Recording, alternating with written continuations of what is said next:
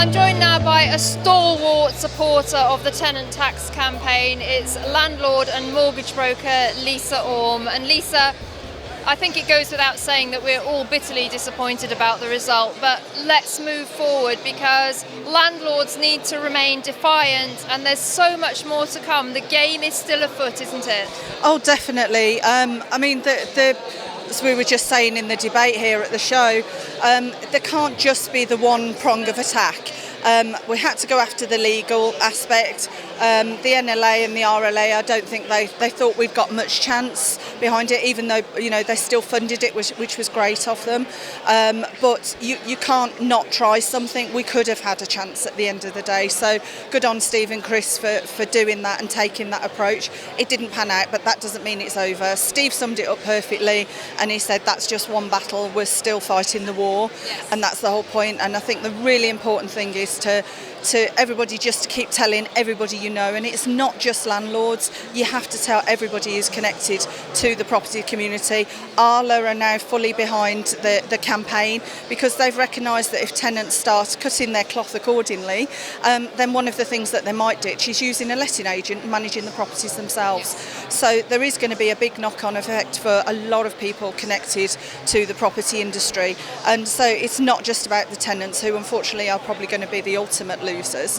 There is an awful lot of businesses and people connected with the property industry that are going to be losing out and finding their businesses affected as well. So it's really important that we galvanise as a landlord community, but we get everybody connected to the property industry together and start telling everybody we know connected to the property community.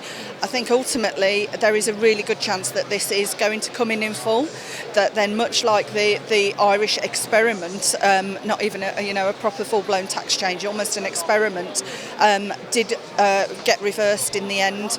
Rents had already gone up 50%, and the only people who suffered were the tenants. I think it probably will come in. We probably will see that, and it probably will get reversed at some point. Sadly, when a lot of tenants have lost their homes, even if they find somewhere else, they might still have lost a home that they've been familiar with for many years. Unfortunately, some landlords will lose businesses, letting agents will lose their businesses, and I'm sorry, but that's not good for anybody. There is pain to come for sure, but we need to stay positive. And I've had landlords coming to our stand here today. I spoke to a husband and wife who've got 101 properties, and they were feeling very despondent. They couldn't incorporate because it didn't work out correctly for them. They were really at a loss to know what to do. And I think, and I'm sure you'll agree, it's very important that people don't take a knee-jerk reaction. There's a good 2 or 3 years of more activity to come before we really feel the effects, and that things could change. Yeah, I think it's really important. I've been driving that message home repeatedly about people not jumping into things like incorporation, buying properties in limited companies, all of these things. The small limited company taxation is already under review. That's basically companies that employ less than 10 employees. That's got a really good chance of affecting a lot of these landlords that are jumping into the limited company route or going for incorporation. If you go for incorporation, it has to be run as a business. All you're doing is deferring capital gains tax. You're not eliminating it. That seems to be something that people seem to think is happening. You're not. You're just deferring it. You've still got the stamp duty to pay and the stamp duty surcharge to pay as well. And you need to change all of your mortgages. So the costs of incorporation can be absolutely huge and just far outweigh any taxes. At the moment, I'm trying to explain to one of my new clients about going the limited company route won't benefit her. Unfortunately, I'm up against her accountant. Her accountant may be the tax advisor, but he's not a mortgage advisor. He's told her she will save £600 a year in tax. That's great and not to be sniffed at. But her extra costs of going the limited company route are going to be over £3,000 per year. It's absolutely huge, but she's listening to the accountant, not the mortgage advisor. Effectively, the way that I see a lot of this is to pay out £1 to save 50p is effectively what a lot of people are doing. So it's really important not to jump into any of these things without seeking proper advice, doing all of the numbers and seeking advice from everybody connected with your property journey, not just your accountant. and unfortunately some of the accountants have got the relief wrong or don't understand it or actually haven't even heard of it. So it's really important to make sure that you get proper advice, put all the numbers together, and make sure it's the right thing, whether you incorporate or whether you start buying in a limited company. Also, it's really important as well to actually run the numbers as to whether you're actually affected in the first place. It's not just about whether to buy in a limited company from now on. I spoke to a lady recently who, since the tax change came in last year, has been in a total state of panic, very sadly, and with 30 minutes phone conversation, even though she was earning close on £100,000 in rent per year, she won't actually be affected at all by the tax changes. And it's all about far more than just about the mortgages and the rental income. There's other factors that come into play, and she won't be affected. She thought she was going to have to sell up. She thought her pension had gone out the window. She's already retired. She thought what the legacy she was going to leave for her family was gone. And as it turns out, she's not going to be affected by that at all. That may change in the future as her rents go up, but at the moment she's not going to be affected. So she spent well over a year in a total state of panic just for the sake of actually running the numbers. So that's really, really important. And then the flip side is, I spoke to a chap recently who was only 35% geared, doesn't live like a lord or anything like that, and all he did was he's built his portfolio for his family, and he thought he was going to have to sell up. He was very despondent about what he'd been doing for the last 30 odd years as a landlord, and discussions with him led to basically he will break even if he increases his rents about £15 a year for the next 4 years. So for some people they will have to increase rents, which is why it's branded the tenant tax. But for a lot of people they won't unless they need to, or the market forces dictate, and they're not actually going to be affected. So it's really important that everybody does their own sums.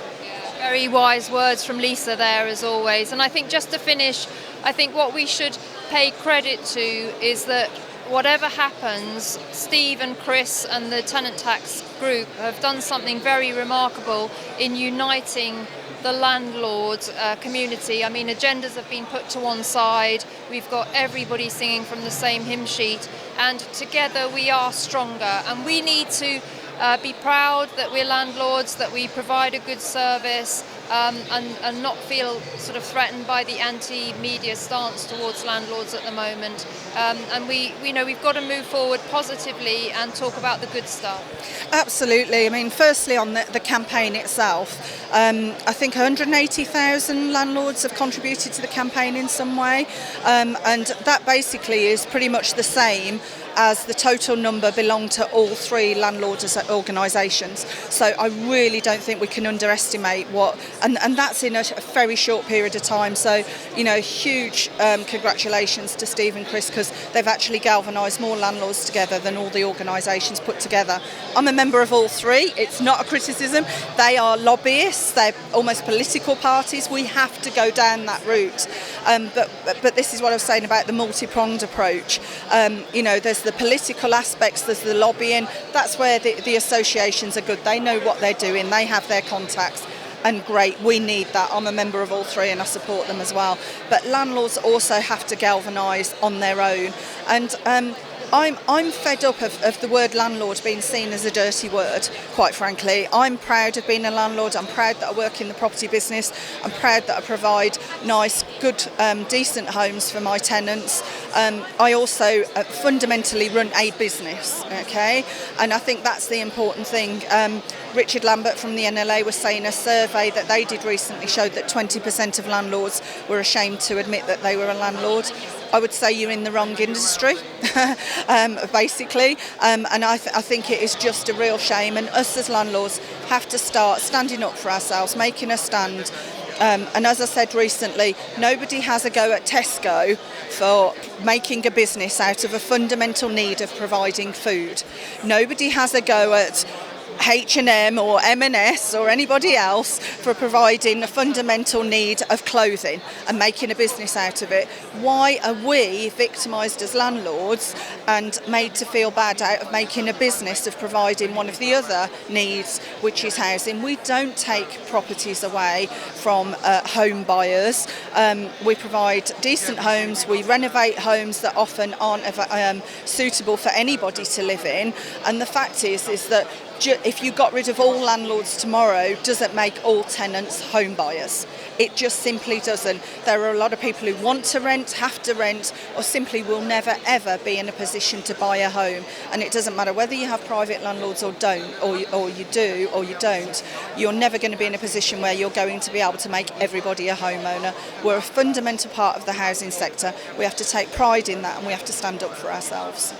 Well, on that highly positive note, I thank Lisa for joining me here at the Property Investor Show, and please stay tuned to Property Tribes and the other channels of information, because we're going to be sharing lots of information about moving the tenant tax campaign forwards. There's lots to be positive about, and we do hope you've enjoyed hearing Lisa's views on this, because you won't find a more positive person than Lisa. Thanks, Lisa. Thank you.